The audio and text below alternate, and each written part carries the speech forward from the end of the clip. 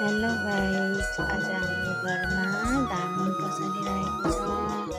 आज कर काट्ने भनेर धामी बोलाएर धामी बसाइरहेको छ। यतातिर सबैजना छौँ। रातिको 10 बजीसक्यो बिहान 5 बजीसम्मको धामी बसाल्नु पर्ने अरे। हामी त बसिरहेको छौँ। यहाँ बुवाहरू हुनुहुन्छ, नानी हुनुहुन्छ, उता हाम्रो सासू मम्मी हुनुहुन्छ। यो चाहिँ म चुलामा बसेर आगो तापिरहेको थिएँ। पुसको महिना चल्दैछ नि त, त्यही भएर।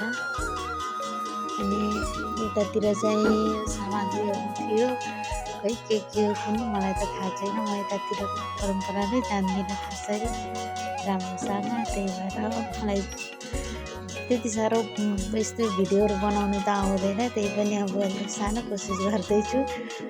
राम्रो छ भने लाइक कमेन्ट गरिदिनु होला, कस्तो लाग्छ हजुरहरूलाई। यो चाहिँ हाम्रो घरमा यो